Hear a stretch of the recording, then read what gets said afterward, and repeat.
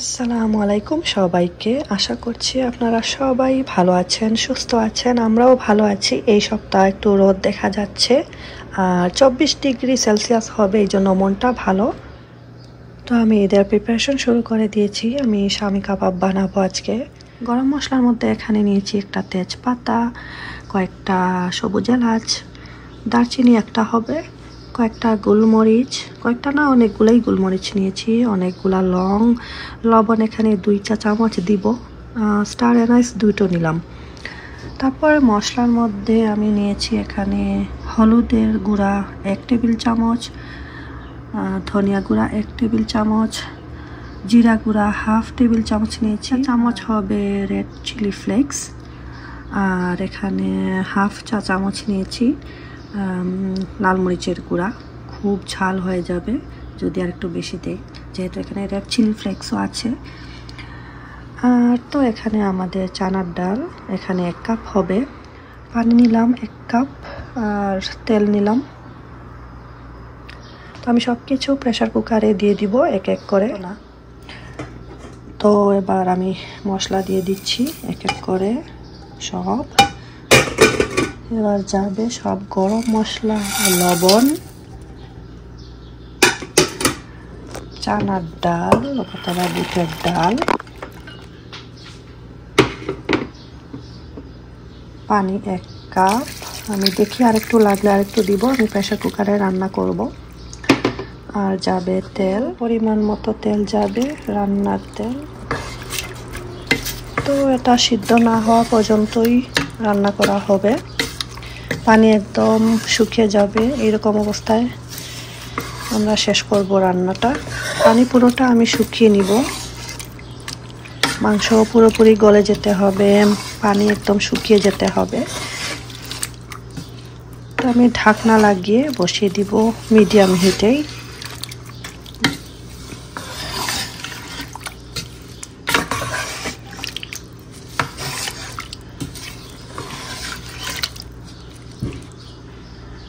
আর আমি আরও কিছু পিঠা বানাবো, সেগুলো দেখাবো।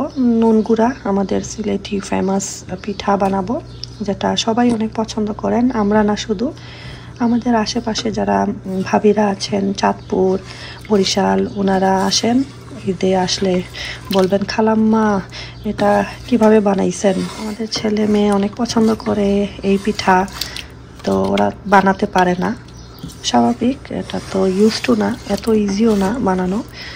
সিলেটি অনেকরাও পারেন না, অনেকে আদা বাটা একটু কম দেন, অথবা হলুদ একটু কম দেন, অথবা খুব পাতলা করে বানান, যেটার কারণে এত টেস্টি হয় না। তো আমি হাই হিটে রান্না করব। আমি আদা রসুন বাটা দিতে ভুলে গিয়েছিলাম, তো এখানে 1 টেবিল চামচ আদা বাটা, রসুন বাটা, আর 1 চা চামচ নিয়েছি পেঁপে বাটা। খুব তাড়াতাড়ি যাতে মাংসটা সিদ্ধ হয়ে যায়, এই জন্য একটু দিচ্ছি, চলে যাবে।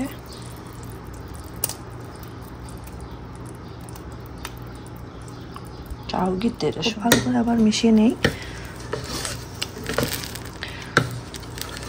মাংস থেকে পানি বের হয়েছে, আবার ঢেকে দেব, রান্না হবে।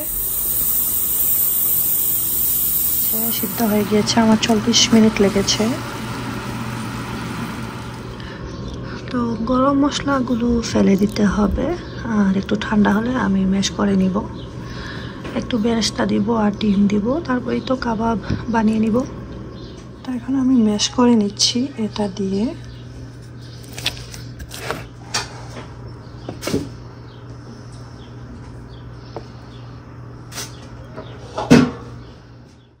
দুইটা ডিম দিলাম, তারপরে বেরেস্তা বানিয়ে রেখেছিলাম সেগুলো দিচ্ছি, দিয়ে ভালো করে মিক্স করে নিব। মিক্স করার পরে আমি একটু ঘি দিচ্ছি ফ্লেভারটাকে বাড়ানোর জন্য। তারপরে এই তো আবার ভালো করে মিক্স করে নিলাম, নিয়ে হাতে তেল লাগিয়ে কাবাব শেপ দিলাম। আমাদের মা খালারা অনেকেই আছেন শামি কাবাব যখন বানান, কাবাব শেপ দেওয়ার সময় মাঝখানে বাদাম অথবা কিশমিশ দেন। আমি দিচ্ছি না, কারণ আমার পছন্দ না, এবং বাচ্চারাও, আমাদের বাচ্চাগুলো এগুলো পছন্দ করে না, এই জন্য অ্যাভয়েড করলাম। আপনারা চাইলে দিতে পারেন। আমি আপনাদেরকে ফ্রোজেন পদ্ধতি দেখাচ্ছি। তো আমি ঈদের কয়েকদিন আগেই শুরু করে দিয়েছি ঈদের রান্নাবান্না, ফ্রোজেন যা যা বানানো যায়।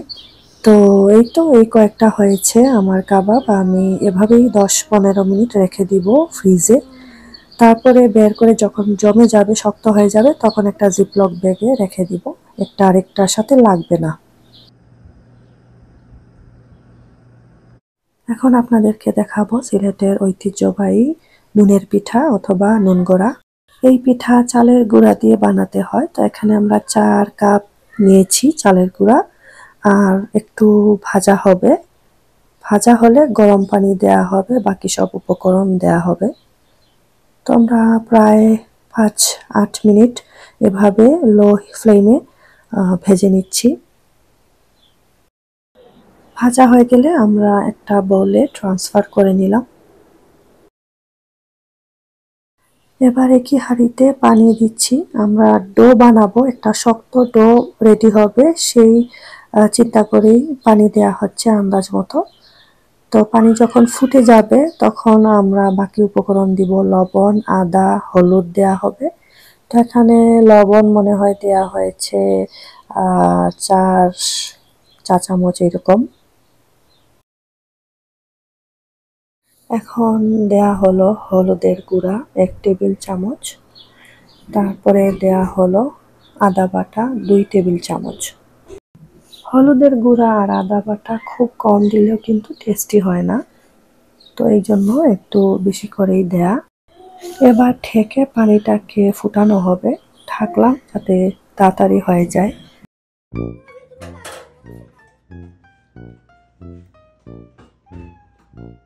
এবার ফুটন্ত পানিতে আমরা ভেজে রাখা চালের গুঁড়া দিয়ে দিব।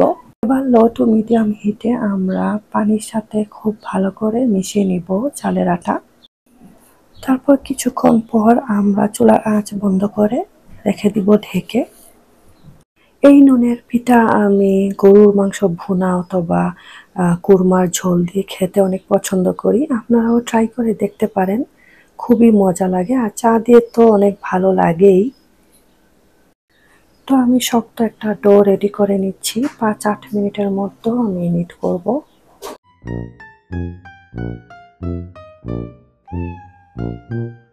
তো আমি ডো বানালাম আর বাকি কাজ আমার আম্মা করছেন। আপনারা আপনাদের পছন্দ মতো শেপ দিতে পারেন, আমরা এখানে রাউন্ড শেপ দিচ্ছি। আর এই পিঠা আমি নিজেও প্রথমবার বানানো দেখছি, তো আমার আম্মা বানাচ্ছেন। আর একটু খেয়াল করে দেখুন এজেস গুলা আমরা কতটুকু মোটা রেখেছি। তার চেয়ে যদি পাতলা করেন তাহলে মজাটা একটু কম লাগে আমার মনে হয়।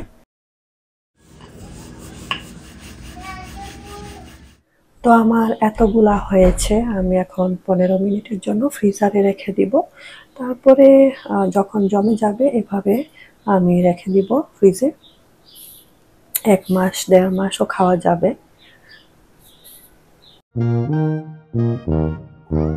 এখন বানাবো চিজি এগ সমোসা। এটাও ফ্রোজেন পদ্ধতি। আমার বাচ্চার ঘর, তো আমি অনেক আগেই প্রিপারেশন শুরু করি, তা না হলে সম্ভবই না আমার জন্য ঈদের রান্না বান্না করা। তো এখানে অনেকগুলা পেঁয়াজ কুচিয়ে নিয়েছি, পেঁয়াজে লবণ দিব স্বাদ মতো। ভাজা ভাজা হয়ে গেলে তখন আমি ডিম কয়েকগুলা দিব, ডিম ফেটিয়ে নিব আগে।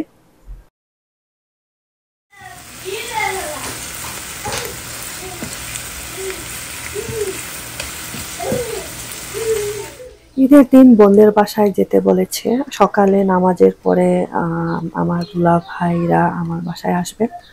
আমার খালাতো ভাই এসেছেন বাংলাদেশ থেকে, ওনার সাথে আমাদের প্রথম ঈদ হবে। বেশি দিন হয়নি উনি এসেছেন। তারপরে এই তো ঈদের পরের দিন রাতে আমার বাসায় দাওয়াত সবার।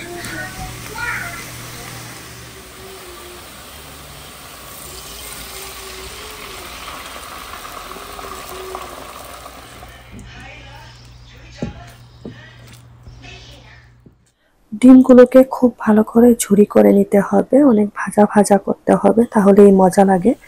লাস্টে আমি কিছু কাঁচামরিচ কুচি দিয়ে দিলাম।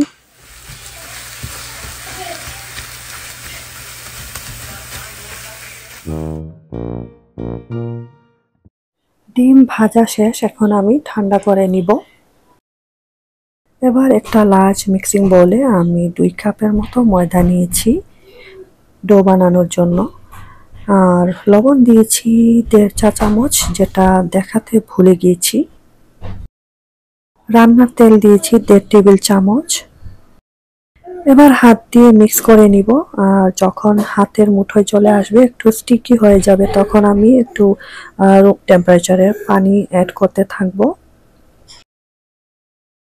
পানি একসাথে না দিয়ে অল্প অল্প করে দিলাম। ডো রেডি হয়ে গিয়েছে, এখন আমি ঢেকে রেখে দিব 30 মিনিট এরকম। আমরা মজারেলা চিজ অ্যাড করব, চিজ দিলে অনেক বেশি টেস্টি হয়, এজন্য আমরা আমাদের পছন্দ মতো শেপ দিয়ে দিলাম।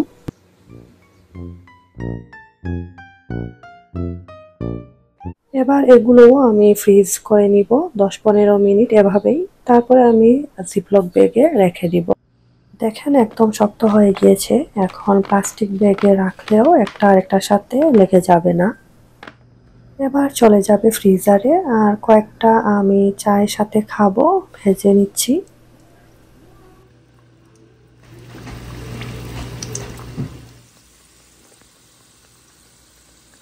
খেয়ে দেখলাম লবণ টবণ একদম পারফেক্ট হয়েছে, আর খাস্তাটা অনেক ভালো হয়েছে, চিজ দেওয়ার কারণে তো অসাধারণ হয়েছে।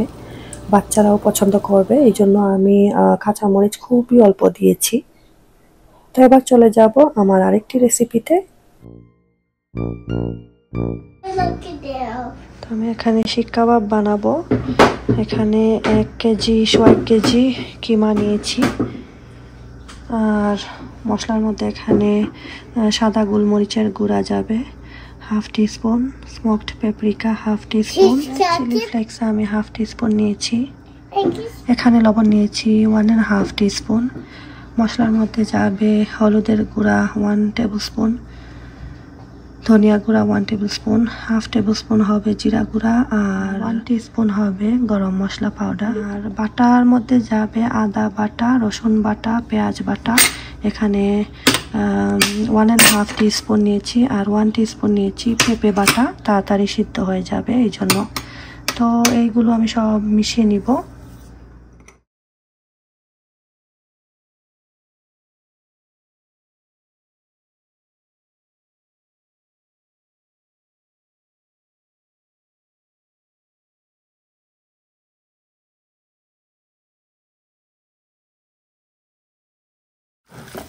এখানে আমি গরুর মাংসের কিমা নিয়েছি। মশলার পরিমাণ আমি কম করে দিয়েছি, খুব বেশি দিলে আসলে মাংসের টেস্ট পাওয়া যায় না। স্টেক বলুন, শিক কাবাব বলুন, মশলা কম দিলেই আমার কাছে মনে হয় মজাটা বেশি লাগে। তো এখন 1-2 ঘন্টার জন্য আমি ফ্রিজে রেখে দিব সেট হওয়ার জন্য। খুব অল্প মশলা দিয়েছি, আপনারা বুঝতেই পারছেন। তো এবার একটু রুম টেম্পারেচারের পানি নিয়েছি, হাতে লাগাবো, আর যেটা দিয়ে আমি শিক কাবাব বানাবো সেটাতে লাগাচ্ছি যাতে ইজিলি রিমুভ করা যায়। তো আমি ডাল ঘুটনি নিয়েছি, আপনারা চাইলে শিক কাবাবের যে কাঠি আছে সেগুলো নিতে পারেন, একটু চ্যাপ্টা টাইপ হলে ভালো হয়।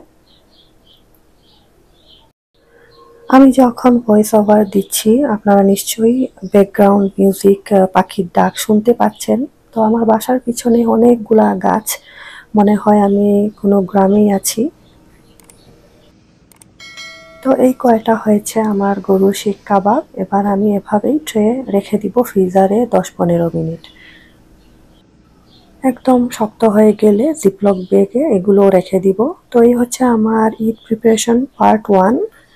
আশা করছি ভালো লেগেছে। ভালো লাগলে প্লিজ পাশে থাকবেন, সাপোর্ট করে যাবেন। সবাই ভালো থাকবেন, সুস্থ থাকবেন। আল্লাহ হাফেজ।